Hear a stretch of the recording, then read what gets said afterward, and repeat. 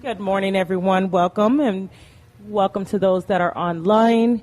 Charmaine Poster here, the chair of the DDEC. It is April 28th, and I'm calling the DDEC meeting back to order at 10:06 a.m.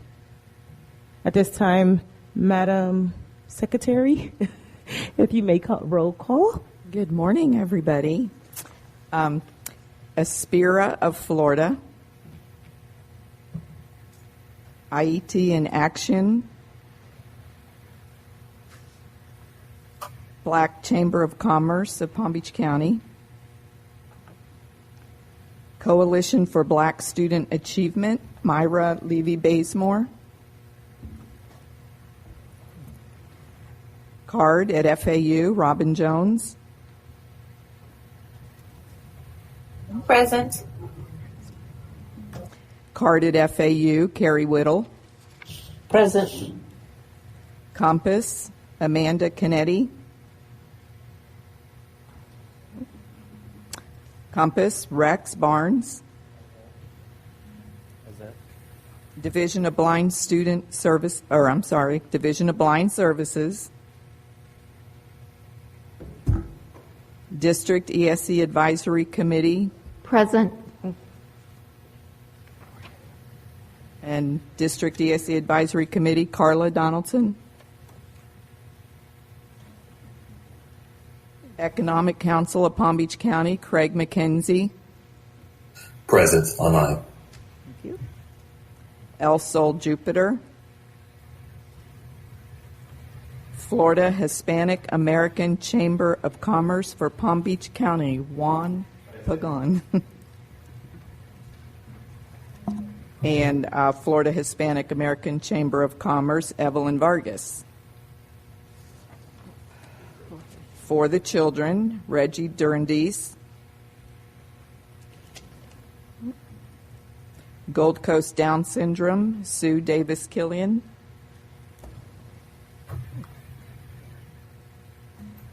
Guatemalan Maya Center,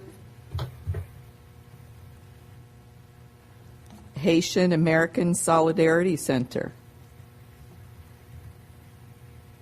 Hispanic Chamber of Commerce of Palm Beach County, Maria Antunia. Present. Good morning. Hispanic Education Coalition of Palm Beach County, Dr. Gabriela Mendez. Present online. No. Palm Beach County Council of PTAs, Cassandra Corbin Thaddeus. Oh, present. Good morning. Palm Beach County Council of PTAs, Charmaine Postal. Present. Palm Beach County Human Rights Council, Emmy Kenny. Present. Tri-City Education Committee, Mary Evans. Tri-City Education Committee, Eddie Rhodes.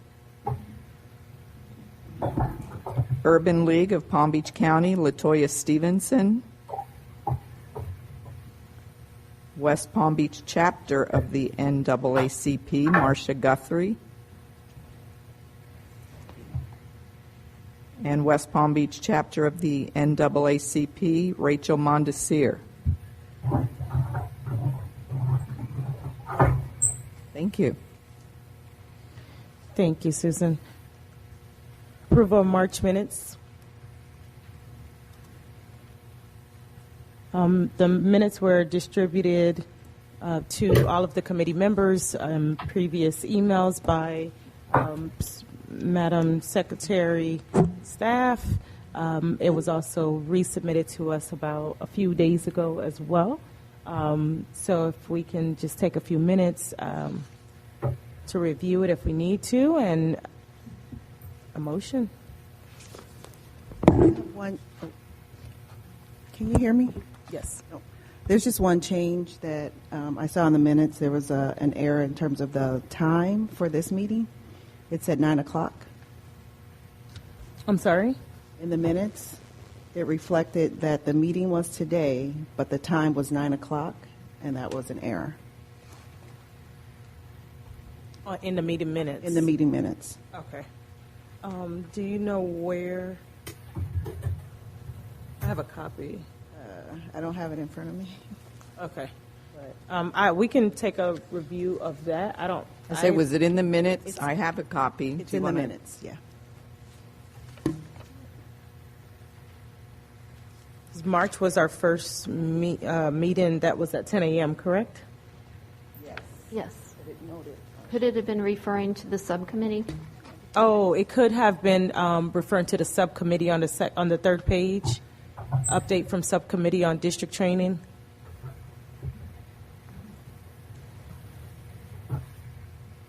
Right in the center.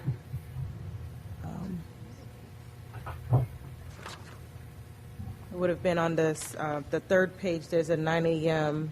to 9:55 a.m. reference. Right here.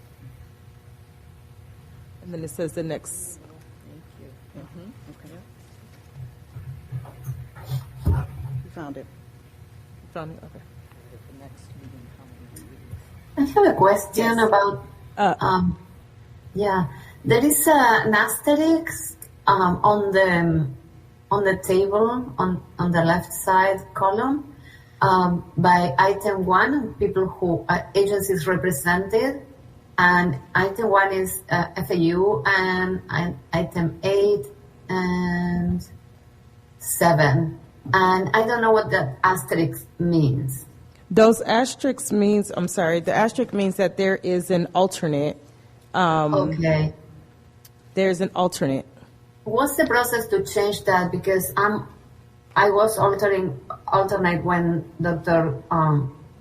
Garcia was sick, but then unfortunately he died. So No. now I am not alternate. The alternate means that there is 2 people represented on that committee. Like there was 2 alternates. I mean, there's 2 individuals, 2 members from that particular agency represented on this committee.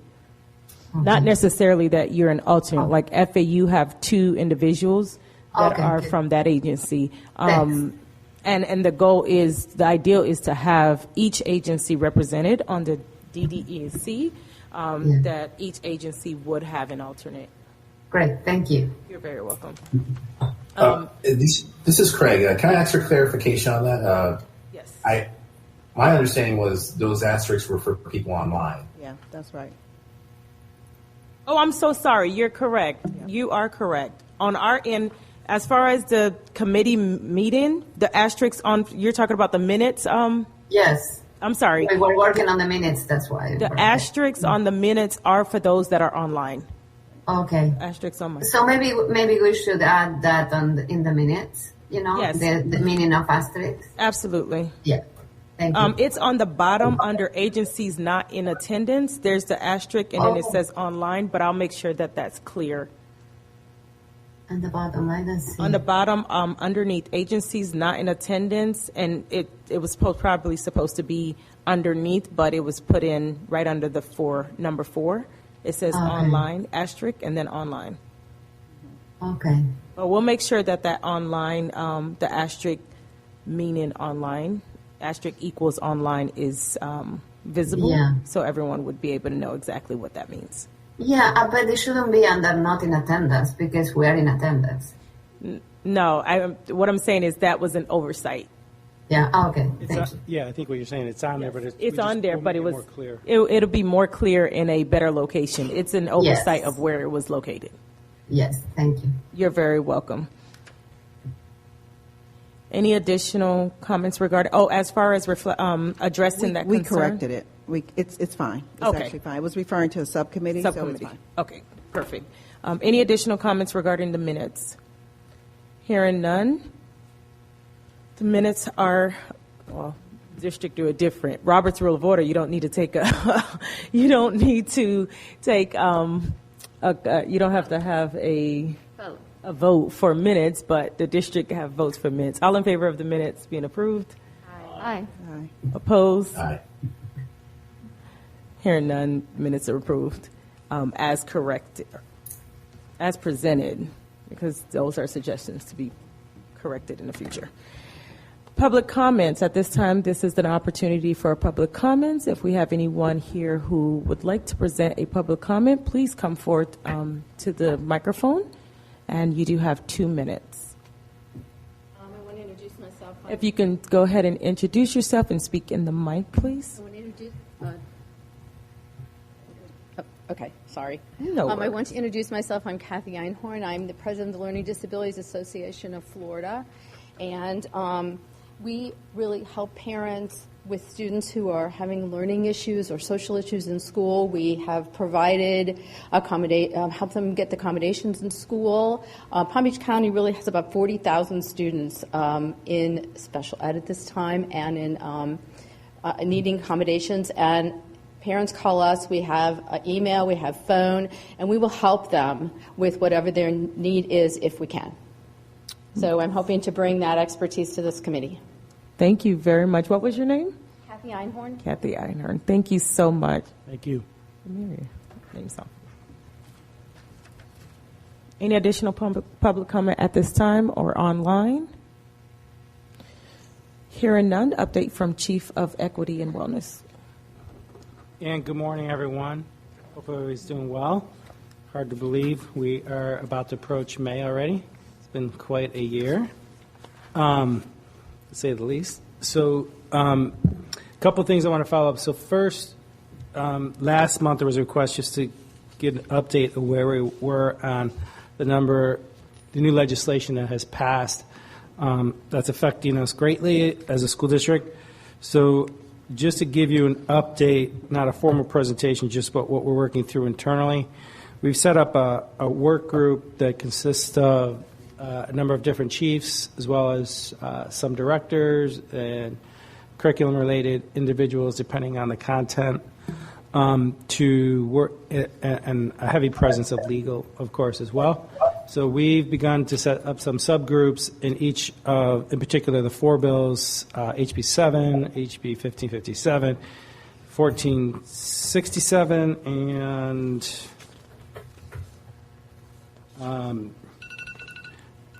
241, HB 241. So in particular around those particular to unpack, to gain greater understanding. In addition, we have reached out to the Florida Department of Education for any for clarity around interpretation. For those of you who have read the bill, some of you are very familiar with it. In many instances, there is lack of clarity. So at this point, we have not received any research or any additional information from DOE at this time. However, we're working through what needs to occur within the school system as it relates to July 1. So we're going through some work plans of what we need to do as a district to make sure that we're in compliance of the new statutes that will take effect July 1. So this will probably be an ongoing conversation as we work to update this particular committee. As I know, this is something that this committee is the advisory committee is very interested in. In addition, there will be some possibility of further communication from the Department of Education. There's what's called a FOIL meeting that occurs roughly a month from now, the end of May. It's a Florida Organization of Instructional Leaders, and usually the Department of Education will come and speak to new legislation. So hopefully we'll get some clarity there. And again, FADS has also asked for clarification through the DOE. So internal committee meetings going on to work on a work plan around those particular components. In addition, I'll stop there for a second in case there's any questions on that before I change topics. Any questions? Floor is open. Keith, you said there's a work plan? If you can introduce yourself. Oh, I'm sorry. This is Cassandra Corbin Thaddeus. You said that there's a working group that's working on a work plan. Is that what I heard you say? Correct. Mm-hmm. Okay. And so can you tell us just a little bit about what they might be? I'm just trying to get a little so bit we've more. had a few meetings. So Chief Academic Officer, myself, Deputy Superintendent, some principal supervisors, some of the curriculum team, legal is a big part of that group. So Assistant Superintendent, Teaching and Learning, as well as Professional Development. So we have first working to get legal review on their best understanding of each of these particular bills and what they mean. And then based on that, many of these bills overlap, as well as they're on the HB 7.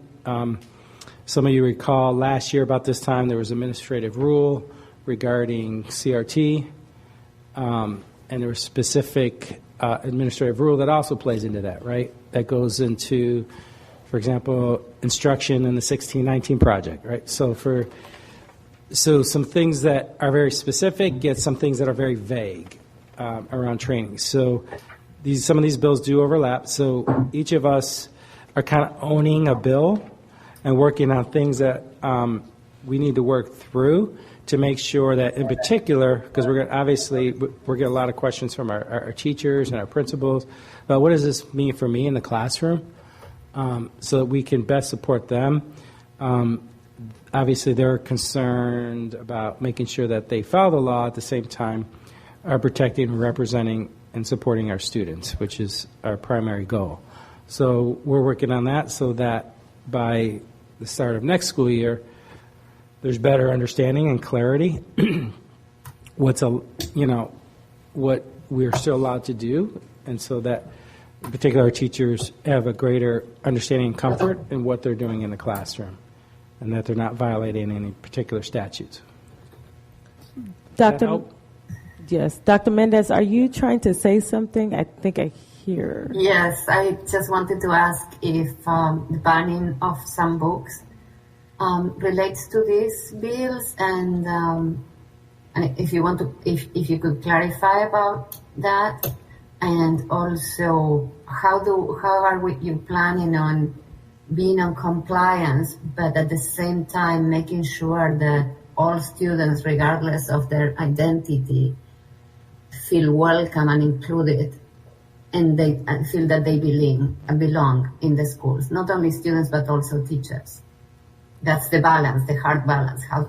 What can you do to keep that balance? I'm sorry, Gabriella, could you repeat the first part of the question? Yes, there are rumors about some books that have been banned in the district, and I'd like clarification on that. So two big books have been set aside for review, not banned. I think there was some media coverage about that. Call Me Max and Jazz, I Am Jazz. So those are two books that are in our media centers that address gender-related issues. And the statute 1557 gets into instruction around gender for related topics in K-3. So those are under what we're working on is a review. So, and that's where we're trying to interpret the statute, where it's very vague, where it speaks to appropriateness, grade level appropriateness, or grade level, and so that's what is obviously the most challenging piece around who is the expert and what they feel is grade level appropriate for discussion, instruction, et cetera. So, so are there potentially other books that need to be reviewed? That's what we're looking at to discuss as it relates to interpretation of the statute. Protecting and ensuring our students feel safe, part of the school community, obviously, is a paramount issue that we have to do as a school district, and that we will do, that our board and our superintendent have charged us with as well. Mr. Oswald, in the past there has been a book review committee, and I did have a breakdown of this policy, and I do not recall, I didn't bring it with me, but would you touch on if that if that book review process would still be in place, and how does that book review committee or process, that selection, how does the policy impacts that. Yeah, so I don't If it have, does. yeah, so it does impact it. In fact, Yeah. there has been a book review process when challenged, particularly by parents. It will have to be revised based on this latest statute there's some additional steps, from my understanding, in the reading of our current policy versus the new statute that will also have to be looked at regarding those particular pieces. And Also, just the adoption process itself of any text from a classroom teacher and notification to parents, there's a lot of room for interpretation of what that exactly means and what we're working through. Craig, we do see Mr. McKenzie, you're recognized. Yes, Mr. Oswald, I have a question regarding social emotional learning in textbooks. I've been reading recent press that is stating that it seems to be a reach into that and the content in textbooks regarding social emotional learning. Is there any comment you can make on that if that could start impacting the review of books going forward? So what you've been reading about is regarding the math adoption process. So the state puts out an RFP every year, depending on the cycle for instructional materials. This current year is math, K-12. And through the process, they originally released an approved list. And then all of a sudden we heard I think it was 2 weeks ago maybe, a number of books were removed from the approved list because concerns around CRT and SEL in mathematics. And so yes, I will tell you about a year or so ago when the original RFP went out, Chancellor did put out a notification to the publishers who are planning on bidding in the math adoption process for Florida that they should not put any SEL, social emotional learning lessons, in the math textbooks. What is unclear at this point is, I did read something yesterday that a couple more maybe books were now put back on. Right now, my understanding is the publishers that were denied to be put on that are trying to review or get access to what exactly pulled them off the list so that they can make any potential corrections to those math books so that they could get on the approved list. The elementary, I'm pretty sure that the math that we were looking at for K-5 was on that list that was denied. So we're waiting to hear from Savas if they are making corrections so that we can make. But right now we're kind of in a holding pattern on how we go through our process for adoption for math. Does anyone here grew up in a dictatorship? I just wonder because this is what happens in dictatorships. How can we not do anything about this? That shouldn't happen in a democracy. It's ridiculous. I just want to be mindful. There are others who would like to say something. So if you would like to say something, if you can use the raise hand button so we can make sure that we hear all of our speakers. Go ahead, Ms. Burgon.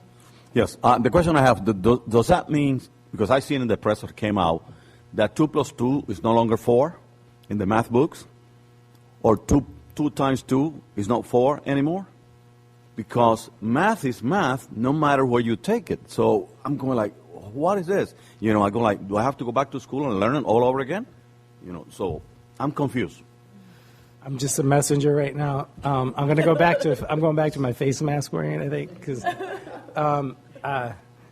yes, it's Kuwait. It's garnered a lot of attention nationally, probably internationally, but yeah, we're waiting to hear examples of what. There was a couple things they released, but they weren't necessarily released. That were from the textbooks. There were some parents who posted things, but they weren't necessarily part of what was under review. It's unknown. Reginald just showed up too. She showed up.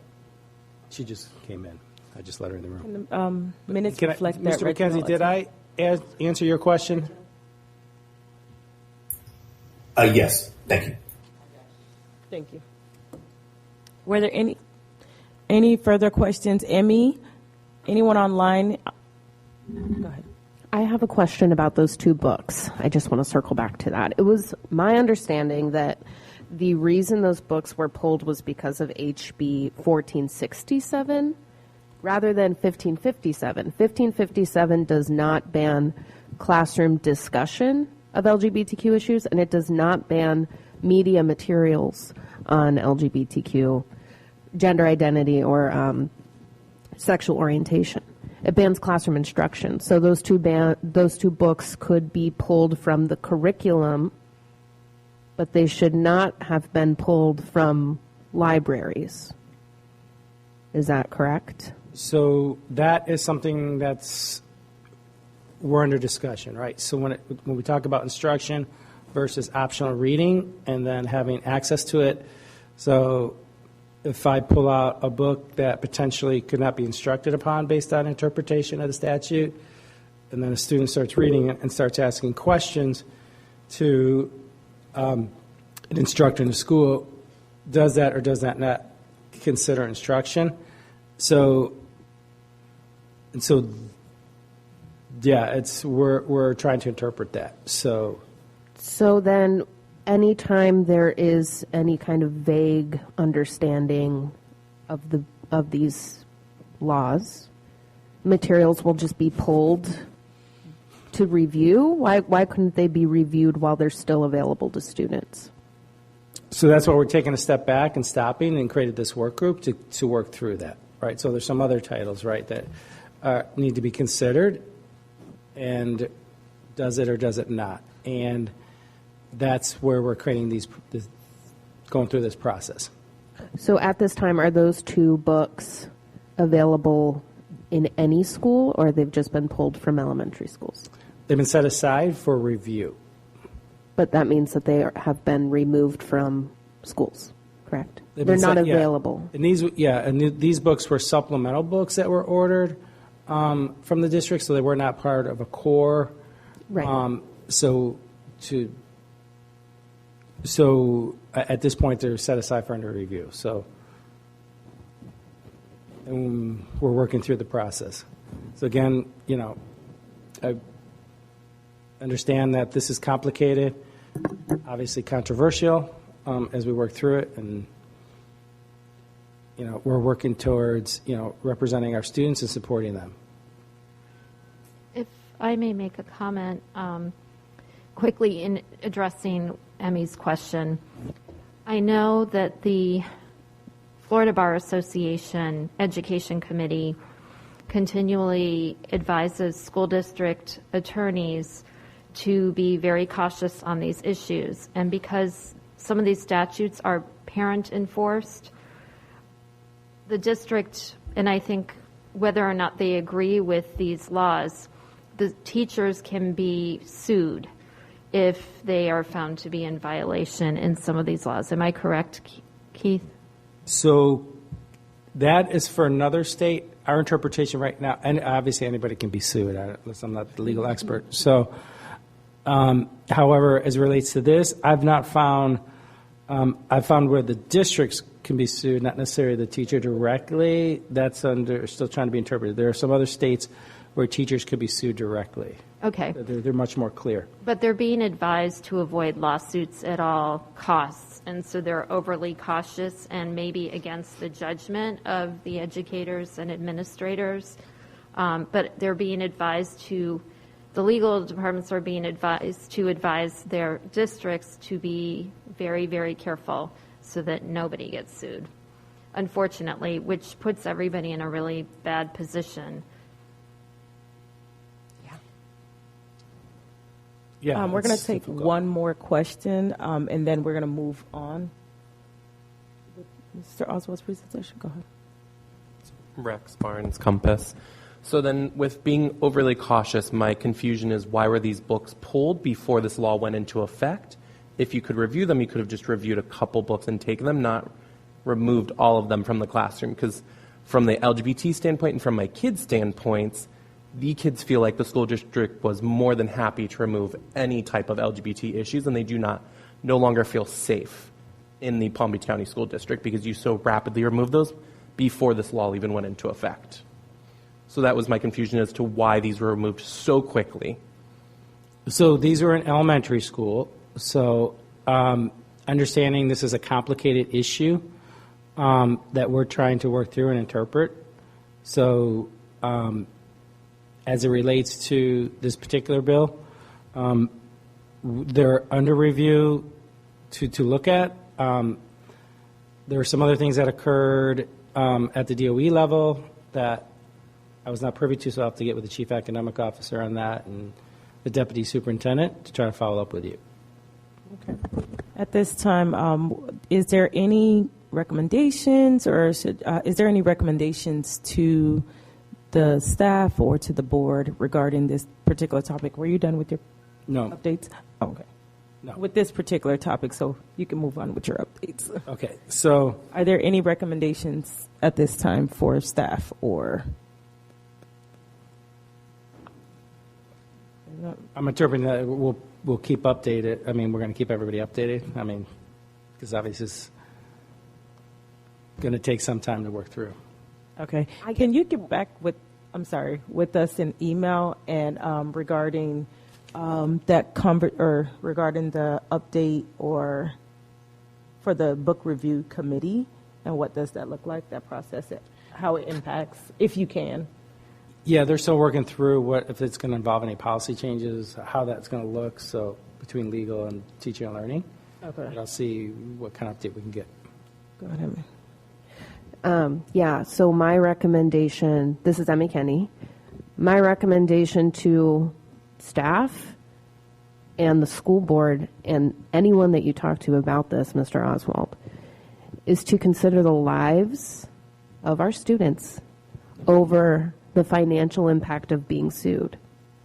It is proven and well known that seeing your identity reflected in the curriculum decreases suicides. So I would recommend that we consider the lives of our kids over money. I will add that I heard almost a recommendation, but not stated, that nothing be removed until the day that the law goes into effect. Am I correct? Okay. Yes. But I struggle with that one because as a committee, we've continued to ask staff, we've continued to stress the importance of being proactive. And while I understand the magnitude and also with respect to the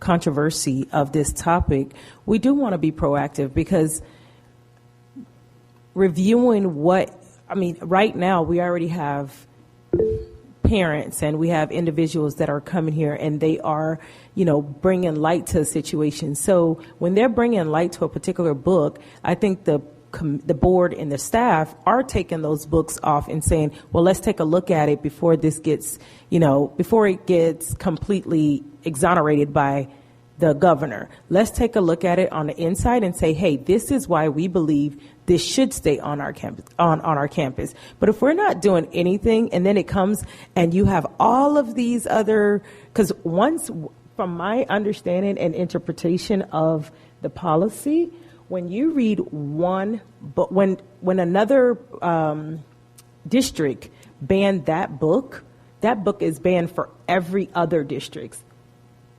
It's not just Palm Beach County. So if Palm Beach County can come back and say, we've reviewed this and this is why we believe it should not be removed and it should not be banned, they can come back and bring that and it can save all the other districts. But if we're not being proactive and we're just waiting for the governor to sign a bill and he's just going to sign this bill, these are the books that's banned, because when he gets ready to sign that bill, he's going to have some books already there. And I might be...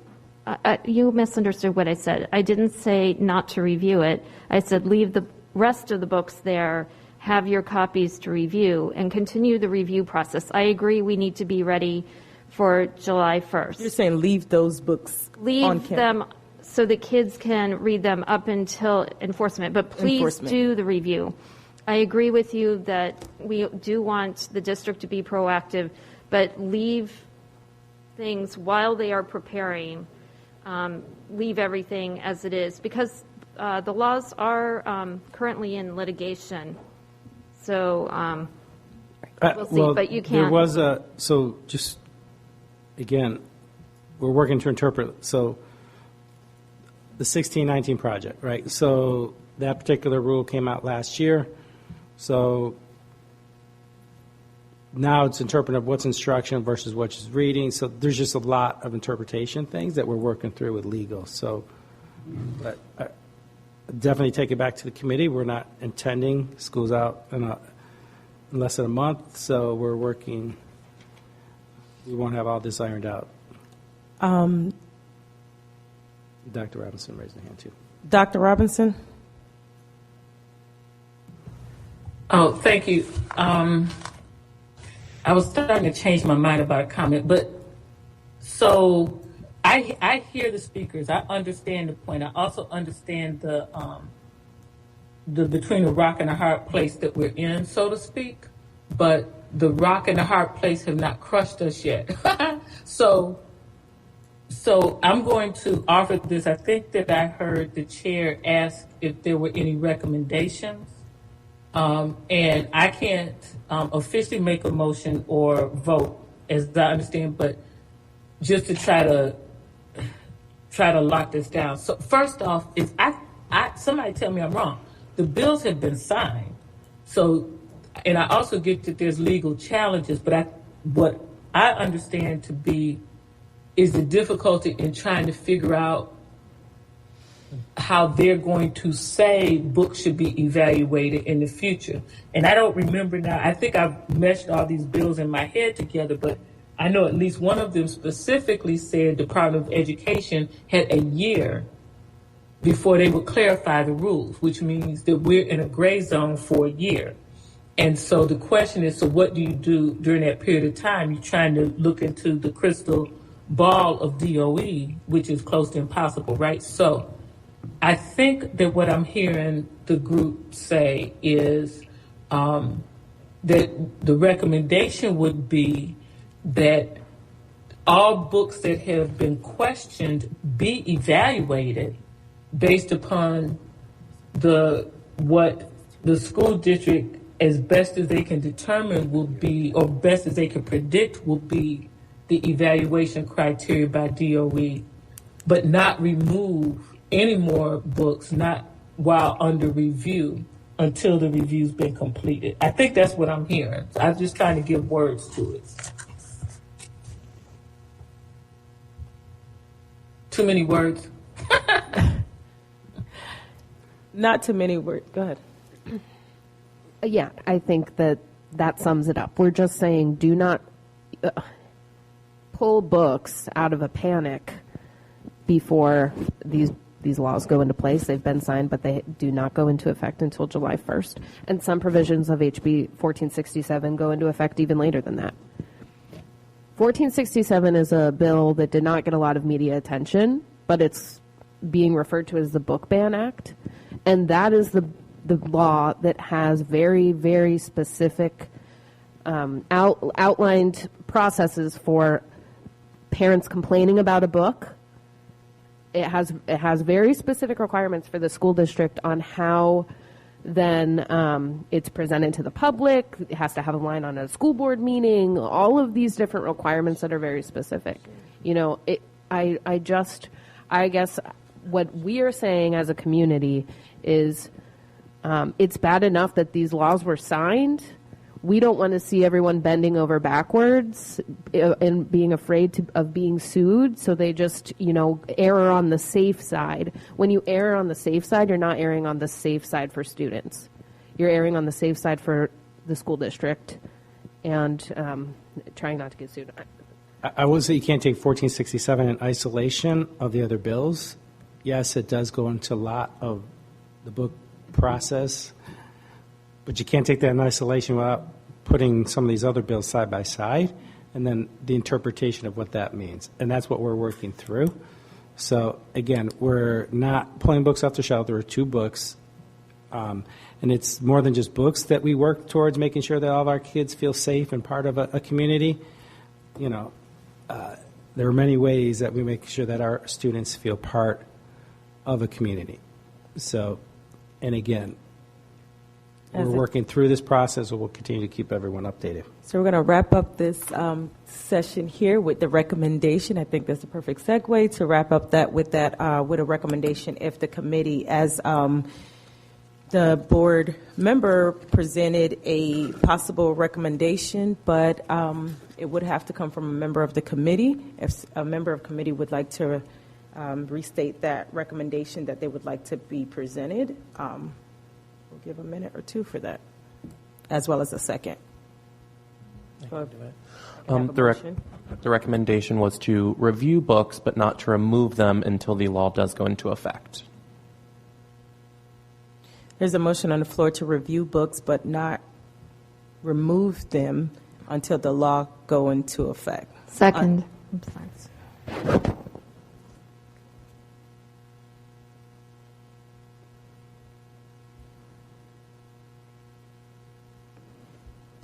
That motion was brought forth by Rex Burns, second by Kimberly.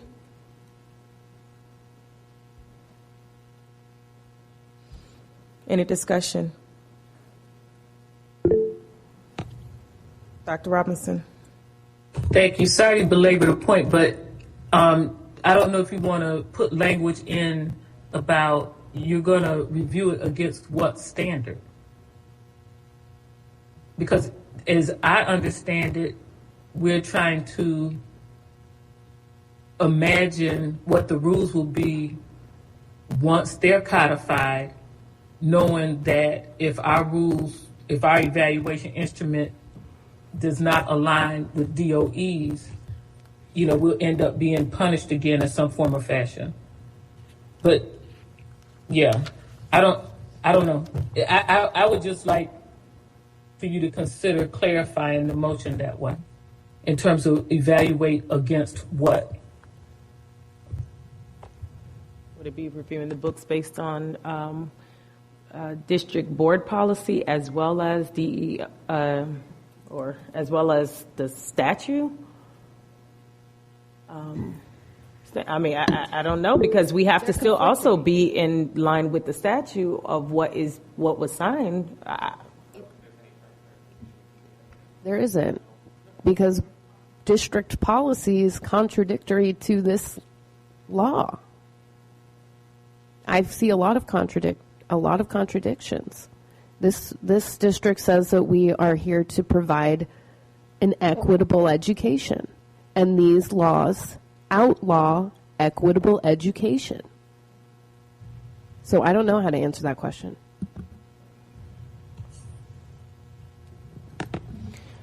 Dr. Mendez and Dr. Robinson. Yeah, I think we also need to review them against the standards, the Florida standards, because the Florida standards include diversity, include different dispositions that the students have to learn. So the textbooks, the books should align with the standards as every curriculum and every curriculum material. So that's something that can be done too. And also, I don't know if there is any, if the state has provided any guidelines to review. I wouldn't be surprised if they also give us that. But I think alignment in curriculum is really important. So alignment to the content of the standards, it's an important aspect to analyze. Last comment on the topic, Dr. Robinson. So thank you, Dr. Mendez. I mean, I think the point you make about whether or not they've given guidance, that's the point I'm trying to make. They have not, right? So we're trying to read these vague laws that are somewhat overlapping, as Mr. Oswald mentioned, and evaluate books based upon that. I just kind of wanted that acknowledged in the motion. But the other thing is, I think, and please somebody correct me if I'm wrong, the books under discussion right now are not part of the core curriculum. And so because all the core curriculum has already been evaluated based upon the standards. These are supplemental materials that might be in the media center or in the classroom library to enrich, to inspire, to engage, so that children can see themselves and so forth. And so, I mean, respectfully, I would say that the alignment to the standards is not as important in terms of the evaluation of these materials, but I just want to make the point that we're asking, the motion is asking to evaluate against an unknown. And so we will be asking staff to predict, as based upon these laws, what DOE is going to say. And Lord knows, there's no way to tell that. Yeah.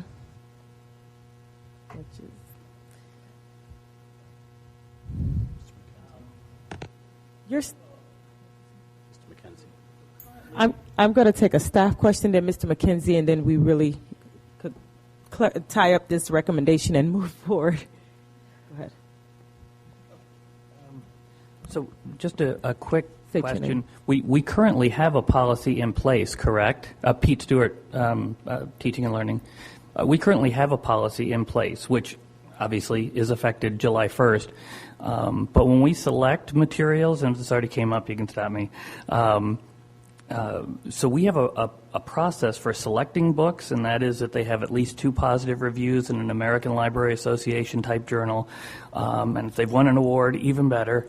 And then we look at the age range that they're recommended for. So there actually already is a process for selecting and reviewing books. And the current process, I believe, is that the book remains on the shelf during that review until the outcome of that review.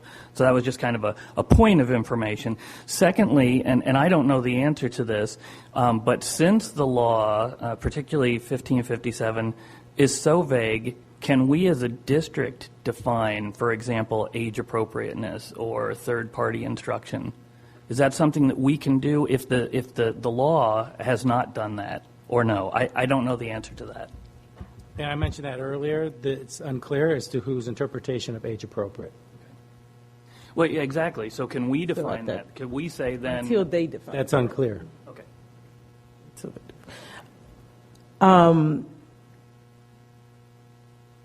Can I go to the? Oh, well, you just going into that recommendation. Back to the recommendation. So what I heard was reviewing books against the unknown, right? But review books. I'm still lost. Review books against the Florida standards, but we don't know what those standards are going to be. So we're asking staff to review those books against the unknown, but remove them. But the books should not be removed until the law goes into effect, is what I'm hearing, in essence. I think I'd be more hopeful to review them against school district policy versus Florida standard policies, just because I'm uncertain of how that will shake out in the long run. I have more faith in our school district, I think, if that makes sense. I mean, look at what Florida Department of Health just brought out. So I have more faith in our school district than I do So continue in the to review books against the current school district against policies. the current school district policies. Until such forth it gets changed. Yeah, against the school district policies, because currently, as the previous speaker said, the policy states that the books should remove until an outcome, and that's what is in the policy. I thought Pete stated that they should stay until they should the stay, outcome. correct, Yeah. until Okay. the outcome. Perfect. That is correct. Yes.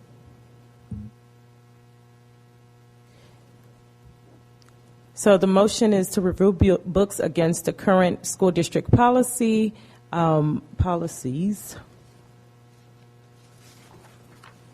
and books should not be removed until the law goes into effect.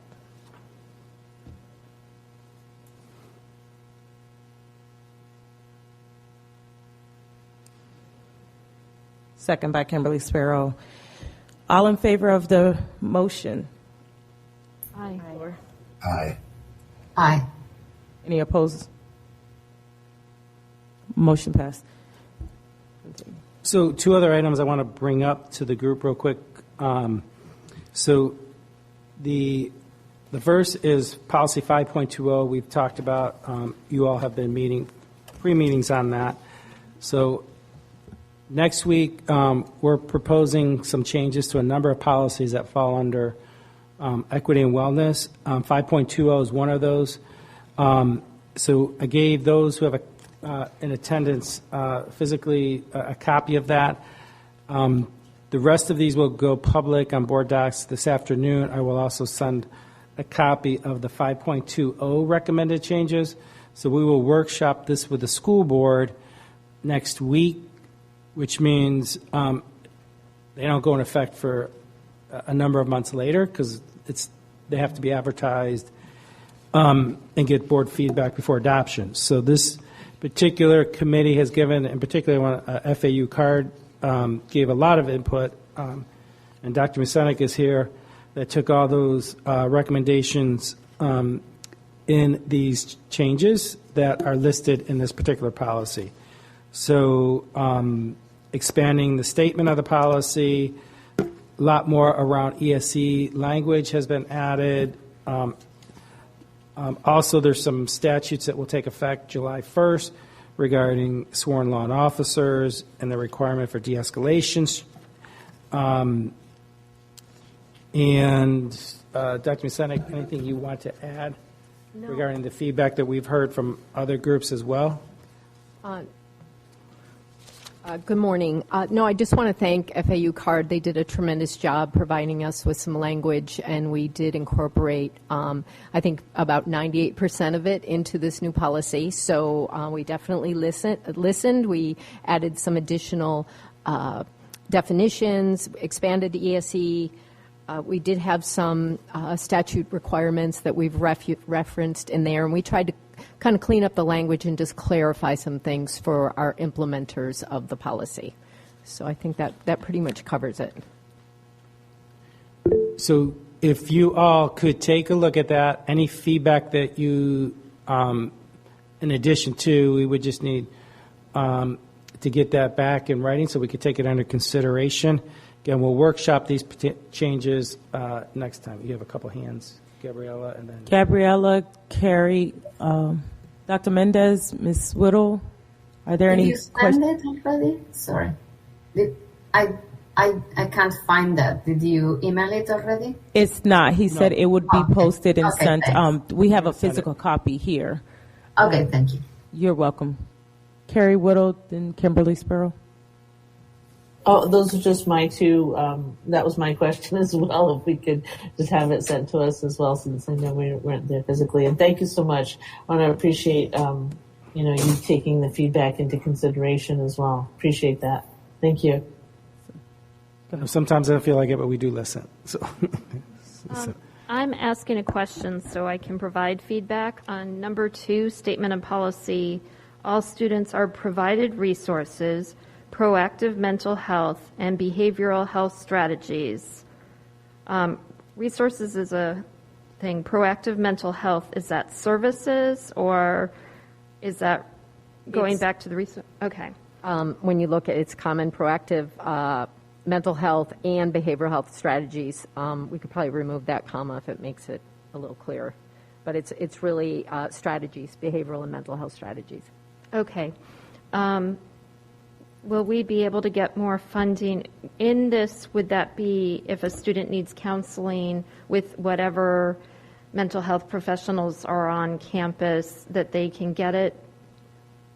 Yeah, we do have counseling on campuses for all of our students, including our ESE students. So. And if we do not have available counselors or if they're full on campuses, then we have referrals that we make to our 34 behavioral health agencies. Okay. Thank you. Thank you. So we'll send that to those of you that are online, in addition to those who are in attendance. So some of you. Keith, I just have a quick question. I'm sorry. I just wanted to know when will you need feedback by? Is there a deadline? If possible, if you can have that by within 7 days, so by next Thursday. When is your next meeting? Is it before then? So we meet with the board on Wednesday to workshop this. again, it's just workshop. So if there's additional feedback, we want to make sure that through the presentation, preferably By Monday. or Tuesday the latest. So next Tuesday? Next Tuesday at noon, Yeah. the latest? So if there's something significant that we would want to consider, that we would alert the board that an additional change. So what's going to be loaded on board docs are a number of policies around student code of conduct, zero tolerance, DRC, the Discipline Review Committee. So a number of different policies. This particular one is about almost a year in practice. So this committee has taken a lot of time, so that's why I brought this one forward. You can look at the others as well that will be posted into board docs. So I think everybody's familiar how to get to board docs, but there's a public will have all of the draft recommendations for these different policies. So 5.20 is one of them. But you can send those, if there's recommendations, directly to myself and Dr. Musenik, Mary Claire Musenik, or to me, and I'll make sure she receives them, as well as our legal department.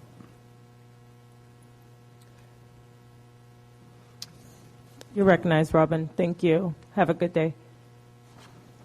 So the other, some of you are aware the Educational Equity Act requires an annual update from every school district in Palm Beach County on a set number of criteria. I gave those in attendance. We'll send, I think, did you hand out your own version? I handed out a version too. So it's what you gave me. So this is just a draft of what will be taken to the board in June. So I believe I just started, and again, we listened, so I think the chair had asked that this be brought earlier. So I just wanted to let you know that Ms. Simmons has been working with different departments to pull this particular report together. It does require board approval, so it'll be taken to the board in June. In particular, that I think this group finds most interesting probably on page 6 when we talk about enrollment and by subgroups into AP, IB, ACE.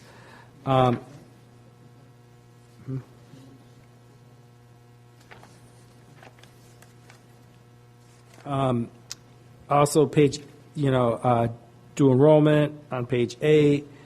Page 9 gets into level 3 courses, which is basically acceleration type courses.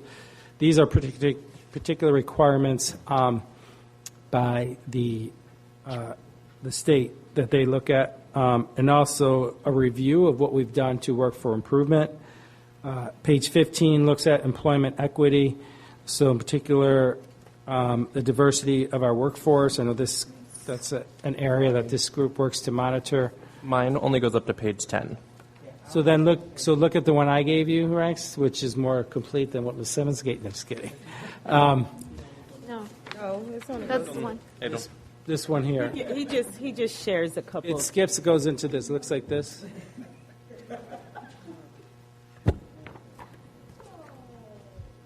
Did you have this tape? Yes. Yes. Probably the last page of the one I gave you. So this is the employment equity, so around diversity of workforce. And so we work with the different departments to pull this together. So we'll send you out to everybody a cleaner copy. This also does get into, if you look at the table of contents on page 4, this does get into a lot of athletics as well as single-sex classrooms. Usually there's not an issue around those particular issues. So, but we're working to collect all that information from our schools. I don't have those because we're still collecting that from the schools. So I just gave you currently what we had. Because there was a request to try to get this ahead of time. So the full group, go ahead, Mrs. So when we collect the data for single-sex classrooms, we send out a survey to the principals just to tell you what the process is. And for single-sex classrooms, those classrooms and single-sex schools have to be intentional. So it has to be, the data comes from intentional single-sex classrooms, and we send that out in the fall as well as the spring. So we're still waiting for data to come back for the spring. Currently, we only have one school that has intentional single-sex classrooms, and that would be Bach. And we have, of course, 2 schools that are single-sex schools. That's Pace Center Schools for Girls, as well as the DJJ system, which has is a school for boys. So those are the only programs that we have that are intentional single-sex. So, for example, Keith and I had this conversation. If you have a class that all of a sudden you have a class that is not intentional, that 10 girls and 2 boys are in the class, and then the 2 boys transfer to another school, and all of a sudden you have 10 girls in the classroom, and it is not intentionally for girls, then that is not an intentional class. You do not have to report that. And if you do have an intentional class that is single sex, you have to make sure that you have a co-educational class that is the same class. So if you have a class that is for a ballet class that is for girls, you have to make sure you have a co-educational class that is also the same course. No, if you intentionally do, it would be for both female, male, and then non-gender specific. Yes.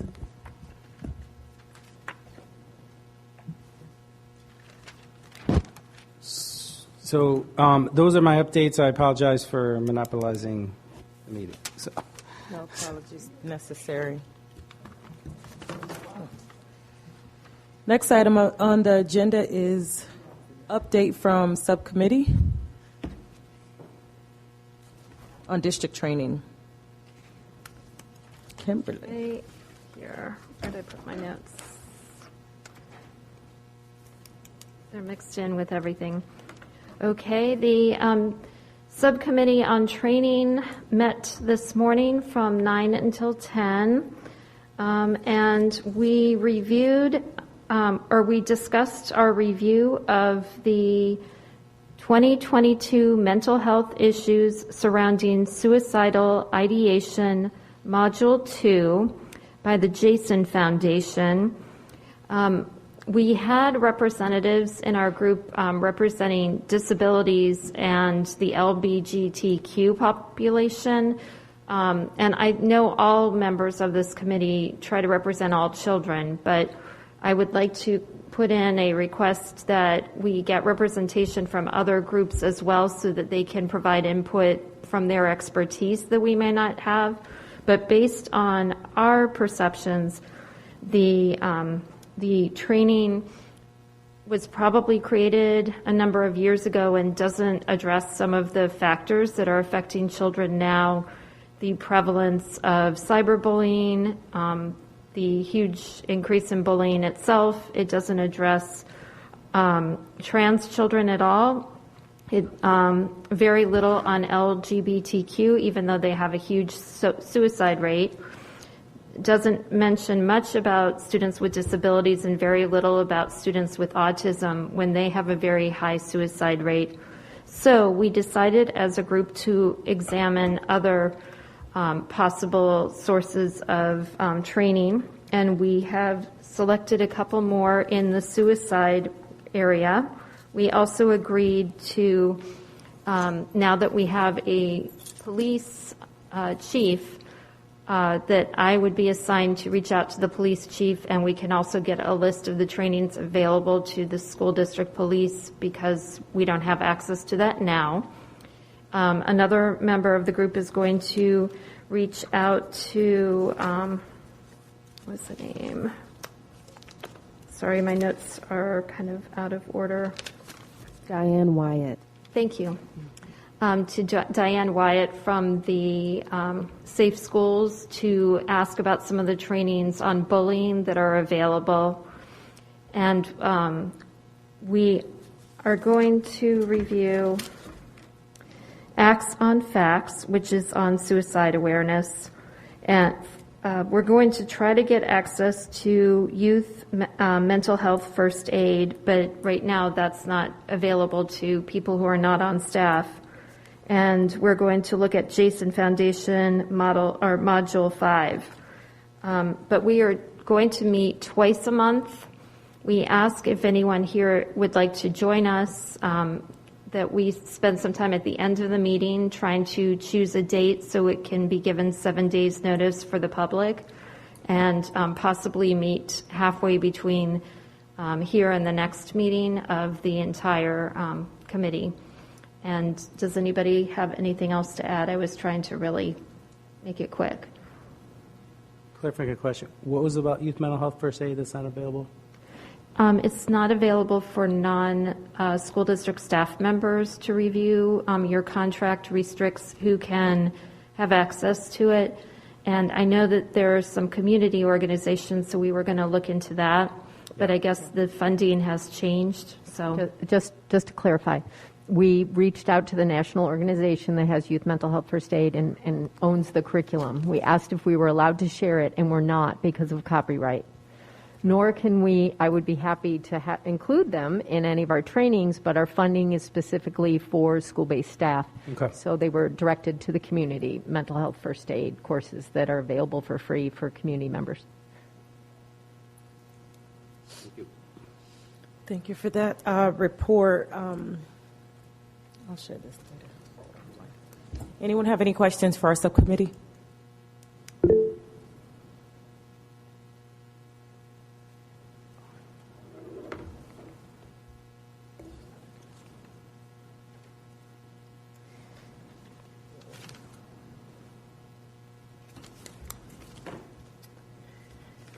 Any committee members have any questions for the subcommittee?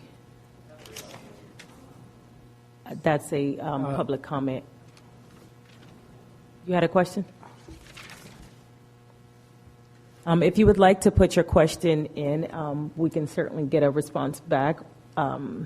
Autumn, in the comment section. Go ahead. I just wanted to add that we discussed that like halfway through the month meeting being virtual. So we're open to, we really want more members of the DDEC to be a part of this. So when we're talking about meeting dates, I just wanted to add that it would be a virtual meeting. Thank you. I forgot to say that. With Sunshine Law and the policies that's put in place, is that permissible? So we just have to check with legal. If we make If the there's a link, quorum, as long as there's a quorum, I think is the biggest issue. if we make the link available to the public in the announcement to the public, I don't see why that would be problematic. Although, of course, I don't work for the district and I'm not on their legal staff. Sitting on other committees, I think we just need clarity from legal, because sitting on other advisory committee, and from the last time legal was here and she shared regarding the subcommittee, I just want to make sure that we're in line with all of the Sunshine Law and everything that was put in place with respect to meeting in person. Subcommittee, just as it relates to quorum, I just got to check on that. Okay. I don't think it matters whether or not it's virtual based on the changes. Just more of a quorum is the biggest concern. And perfect. Moving right along, unfinished business. We caught up on time. New business requests. March DDEC new business requests. So I don't know if that was something to come back. I know we presented about the attendance. Oh, you presented it. So, March update. yeah, so the attendance, the request to disaggregate by ESE and English language learners, it has been done. So that particular tool, that Power BI tool, has been updated to reflect that and put out already. So we can show that at the next meeting, but it has, actually, I think it took about a day to get that done. So that was done right away. And that was the attendance? Yeah, for the From state disaggregation. schools? Okay. Yes. Because that was actually the, Yep. we have May to follow up on that at the May meeting. And we're way ahead. New business. Yep. Yes, okay. Yeah. And I think some of the other updates I did during the presentation. Community agency request unfinished business. We did get a retract from, you wanted to retract that request? Cassandra? I'll let you speak to it if you would like to. So the request was for consideration for a youth organization that has the voice of youth, specifically African American, Black male, including our Haitian community boys specifically at this table.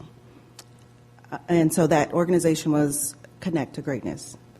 And from what I think I recall from the last meeting, there was,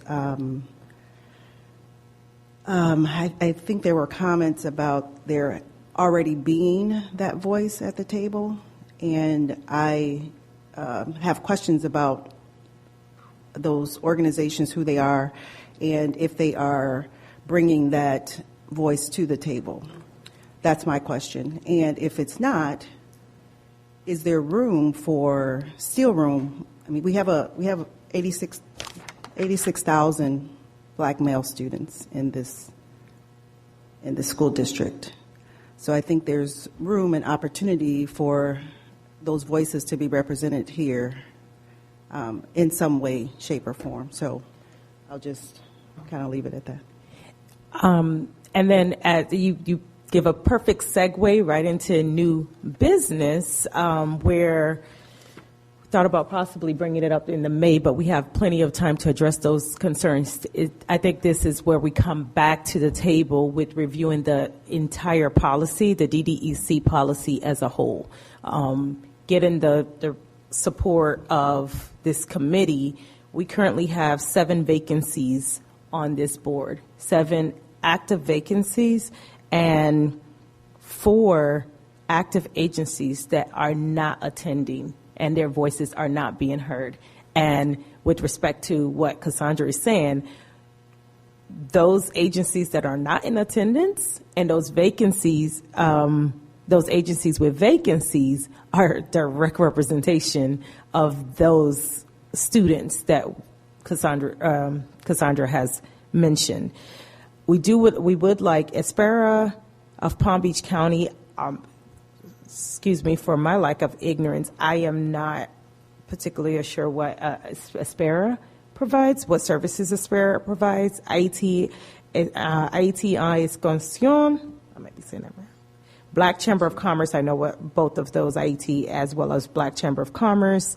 Also, Jupiter's Neighborhood Resource Center, the Gualamine Mayan Center, Haitian American Solidarity Center, Division of Blind Services of the Florida Department of Education.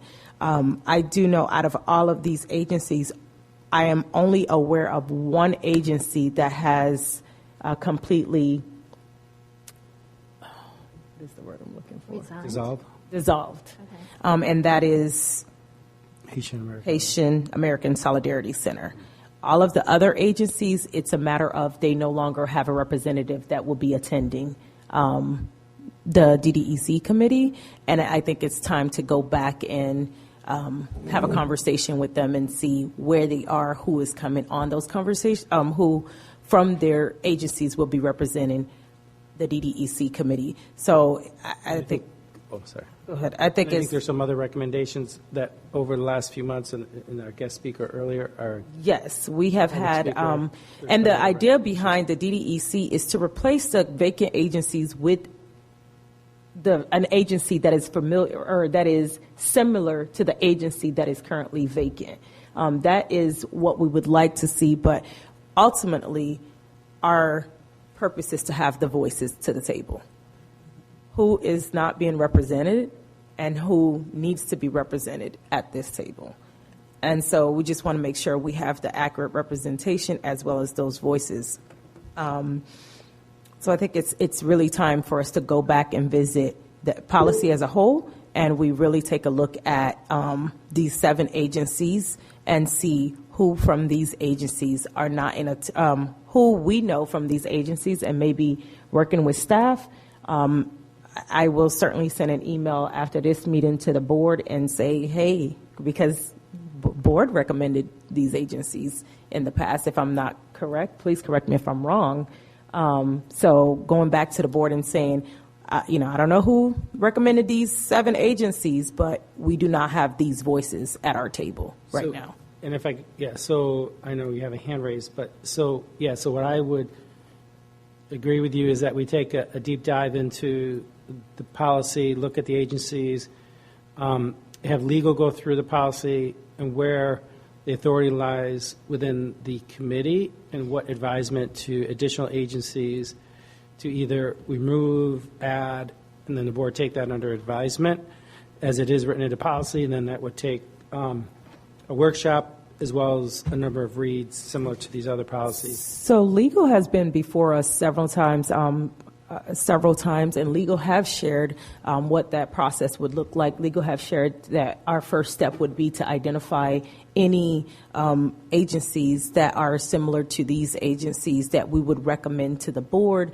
as well as communicating with the board, just making sure that we also communicate with the board and say, hey, these agencies are not in attendance or they no longer have someone on this committee, which we have done at a board meeting. We've shared that in the past before. I just think it's time to follow up and really follow through that policy. And just to be clear, our ideal is not to remove any agencies off of the DDEC, but we want those voices to the table. And if they're not being brought to the table, we're not, it's a disservice to those students if their voices are not at the table. Ms. Guthrie, Ms. Kimberly, Dr. Mendez. Thank you. Good morning, board. Sorry again that I'm not in attendance in person, but I had a question regarding the community organizations that have not been in attendance. Sounds like, just from my familiarity with the names that you've listed off, several of them represent the Hispanic Latinx community. So, so many of them being absent from the table is certainly a cause for concern. But I know that, organizations sometimes have leadership changes. Things are not passed down from one entity to the next. So I guess my question is, has there been any outreach to the organizations that have been absent significantly over time to find out why they are not attending, if the person who maybe was the representative is no longer with the organization, and who could be stepping in light of that, just to try to get some, because I think it's really important for us to know if groups aren't regularly participating, is there a reason why they're not participating? Is there a barrier, the time, the day, the travel? Do they even know now that we have the opportunity to join both virtually as well as in person, and really have a full understanding of what is going on before we also determine whether or not there needs to be engagement with other organizations to fill those gaps?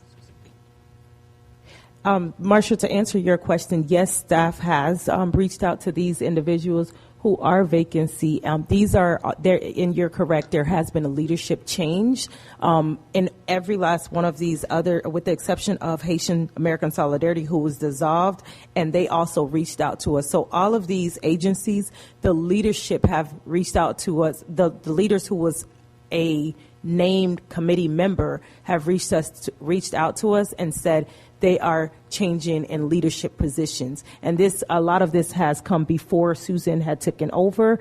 That's why I am requesting that we communicate with the board, because the contacts we have for these agencies, it's a dead wall.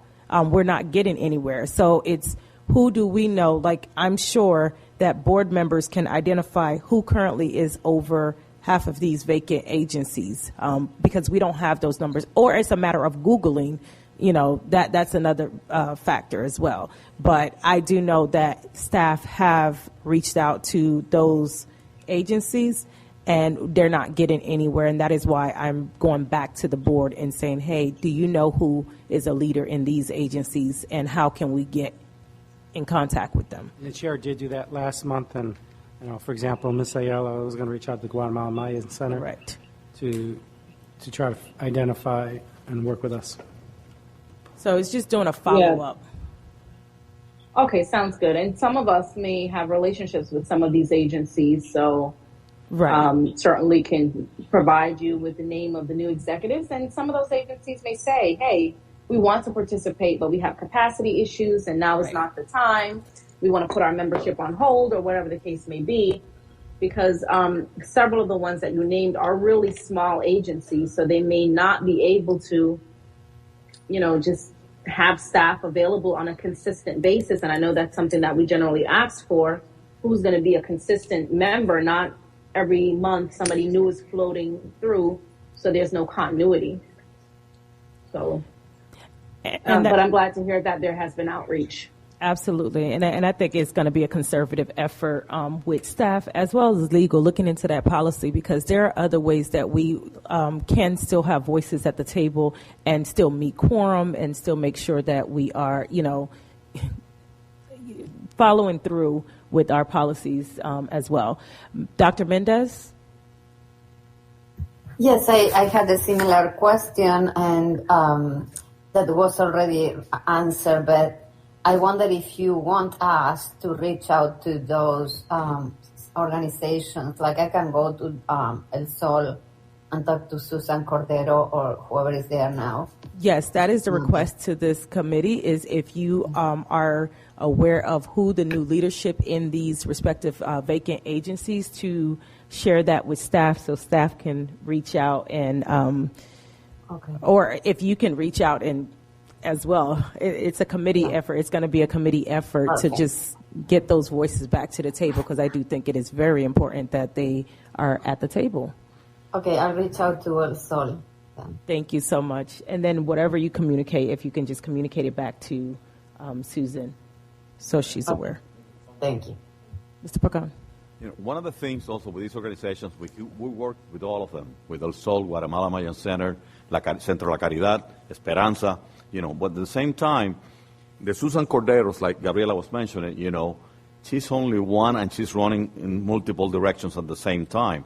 So it might be sort of suggesting who could represent El Sol as part of the organization, and not necessarily pretend that will be Susan that be here. Right. Because that would be, against the same thing with the Guatemala Mayan Center.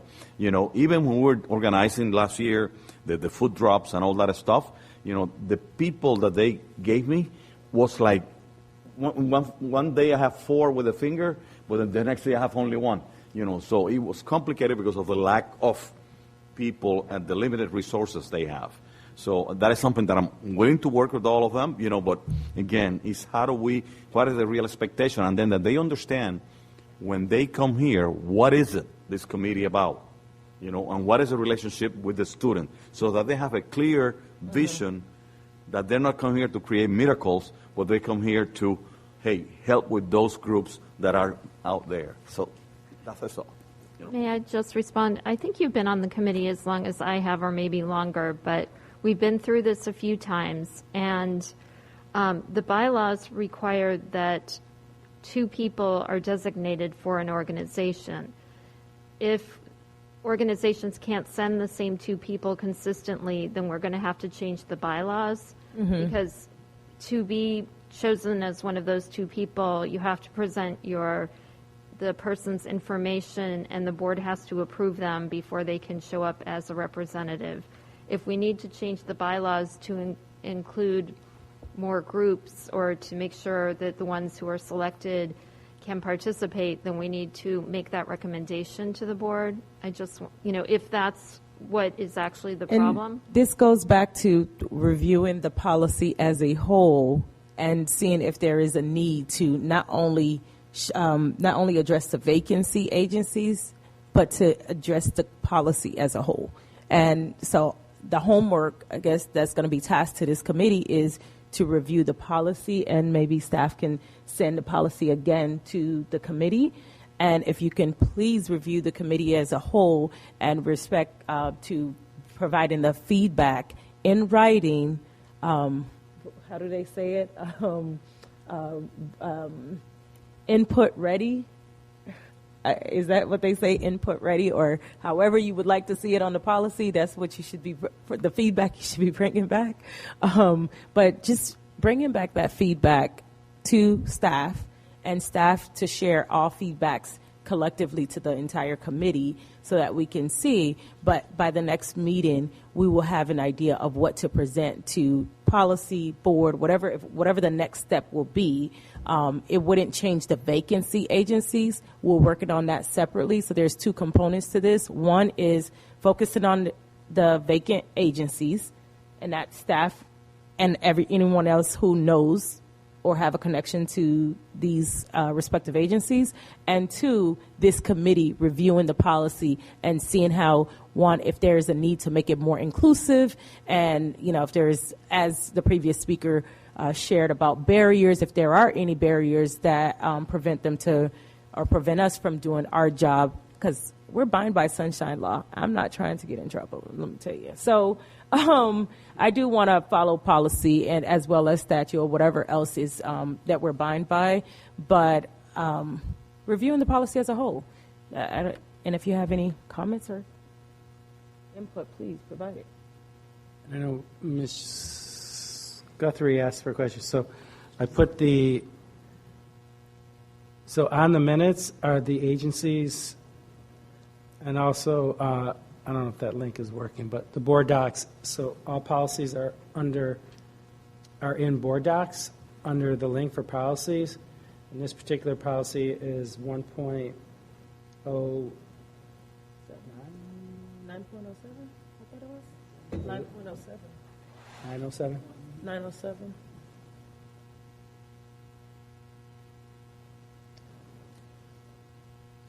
$1.0971. My dyslexia was kicking in. So. 1.0971 is the policy.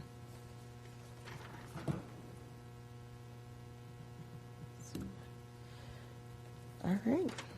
Any other further questions regarding the policy review for DDEC? This is not a question, but for everyone to consider when looking at the policy, if we want to open up to additional groups or just replace.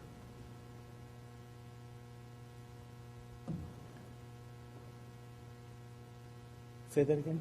Whether we want to add additional groups rather than replace, if we can get the existing groups together so that they can attend.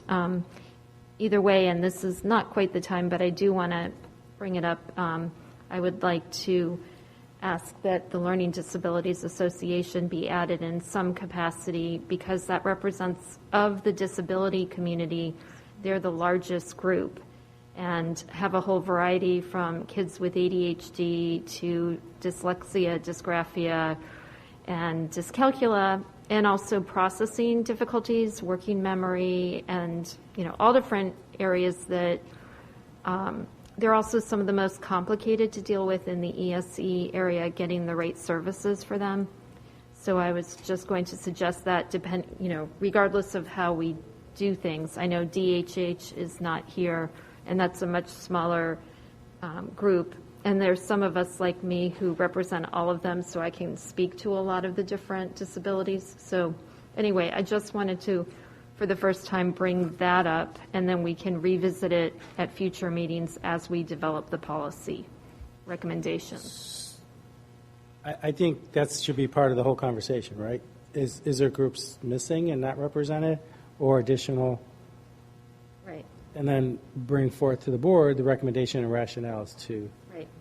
So do I hear a motion for DDEC to review policy 1.0971 in its entirety and work with staff to identify new leadership in current vacant agencies? Do I hear that motion?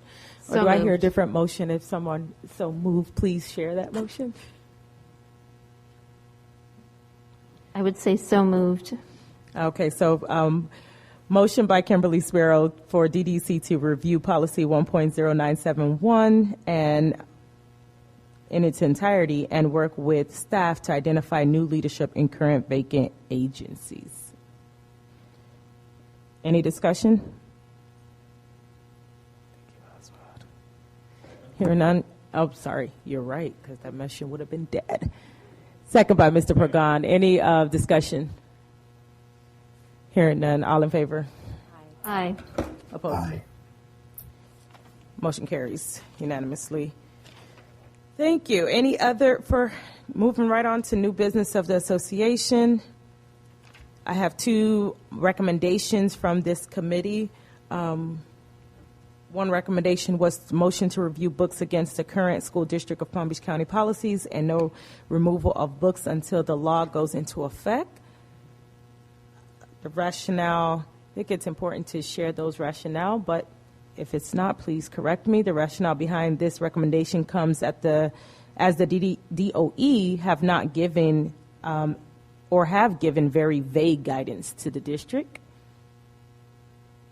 of what to review the books against. Does that make sense? I mean, that's. I would just say has not given any. Okay, has not. Okay.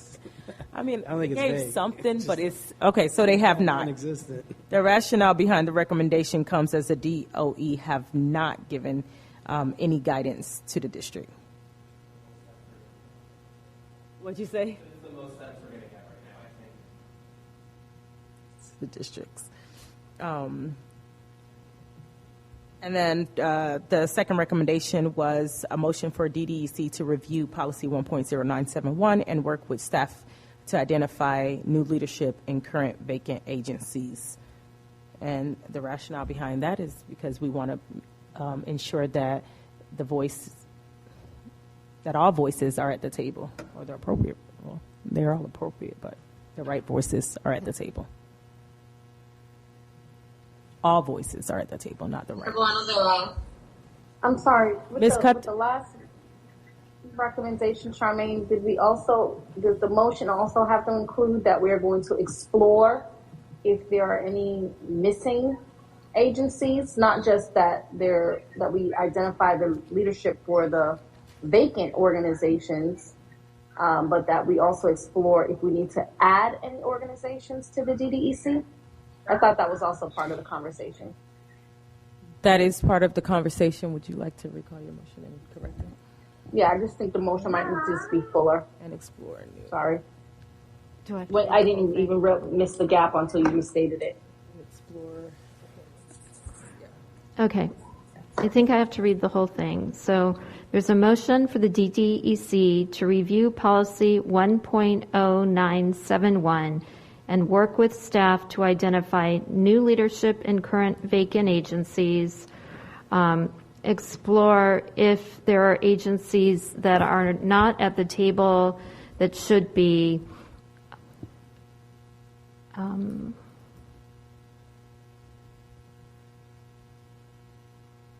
examine if there are gaps in any constituency or group of students that, or families that are not here, not just in agencies, but are there any voices that we don't know of agencies or groups that are not represented?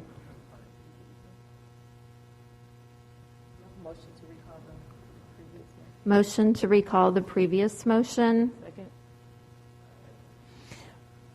All in favor? Motion to recall the previous motion by Kimberly.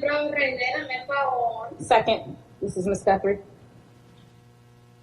Second by Ms. Guthrie. All in favor? Aye. Aye. Aye. Motion passed unanimously. You want to restate your new motion? Okay. I see. Motion for DDEC to review policy 1.0971 and work with staff to identify new leadership in current vacant agencies or current agencies that have not been attending, and explore if there are any agencies or groups that are not represented in the DDEC. On the DDEC. On the DDEC. So I have a second. Second. A second. Second by Dr. Mendez. Any further discussion? Hearing none. All in favor? Aye. Aye. Aye. Opposed? Motion passed unanimously. Okay. Moving right on, for new business, are there any new business to come before the committee at this time? There was a recognition for, am I correct, Susan? A recognition? Yes. Oh, thank you. Just pause really quickly. There was actually a recommendation or a recognition that staff had.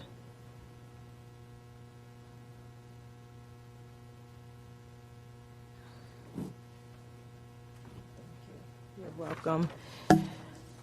Just had want to recognize a 2022 Champion of Education Award at this year's 8th Annual Altogether Now Conference, which is securing safe learning environments for Florida LGBTQ plus students, a joint project of Equality Florida and sponsor organizations. District Health Education Specialist Pete Williams Stewart was recognized with an inaugural 2022 Champion of Education Award. This award was created to honor an outstanding individual who advances educational equity for LGBTQ plus persons in Florida. Nominees were those who inspired their peers or students, promoted best practices towards LGBTQ plus inclusion, strengthened the resilience of LGBTQ plus persons, and effectively navigated systems change work through an intersectional, diverse, and equitable lens. Mr. Stewart was recognized on February 24th, the first day of the All Together Now conference. So, quick round of applause for Mr. Stewart, who is always a champion here before us. So thank you so much. I would like to share a quick little announcement. And I don't know what direction this will take. You're learning it first. As of yesterday, I have been moving up the chain with Florida PTA, and I have been elected to serve on the executive, been elected to serve on the Florida PTA Board of Directors. So I was just notified that I am going to be the VP of membership for Florida PTA. I don't know how, thank you, I do not know how that will impact my position here because there are some stipulations and policies and bylaws. I will forever have a voice here, but as far as serving in the capacity of Palm Beach County Council PTA. Thank you. So just wanted to share that tad bit. I don't know what it would look like. Also, I would also like to share that I have been afforded the opportunity to attend on behalf of National PTA Center for Family Engagement. And the president of National PTA, I've been afforded the opportunity to attend the Institute for Educational Leadership Community, Schools, and Family Engagement Conference in Los Angeles, California in June. So I'm pretty excited and honored to attend this conference, and will be serving as an ambassador. So I'll bring back some good information from the conference, and hopefully I'll see someone here from the district there as well. That's all I had to share on my end. Congratulations. Thank you. Anyone else would like to share some good news or announcements at this time? No. Thank you all for all. Oh, go ahead, Emmy. This is not good news. I don't want to kill the vibe. But I do have a question. I saw something recently about the Youth Risk Behavioral Survey getting, ending, being defunded. This is a YRBS survey. Oh. We've seen the data in a presentation by Pete Stewart. It was where we all learned about the risks that our youth face, and I was wondering if that is affecting Palm Beach County's Youth Risk Behavioral Survey. We have gotten no communication whatsoever. Currently, Mr. Stewart educated me on this, that our agreement's directly with CDC, not through the Florida Department of Health. Okay. So current indication is that we would continue to move forward. as we have received no communication one way or the other. Okay, got it. So So ours is under the CDC, and that has not been affected yet? Not that yet. we're aware of. Okay, That we're okay. aware of. So we've been told that we don't have to, we've gotten zero communication. So just that communication, I think that press release, or not even a press release, an article, is the only thing that we've seen. I've talked to local officials, Department of Health, they've received our local Palm Beach County Department of Health, they've received no communication. So. Got it, okay. Yes.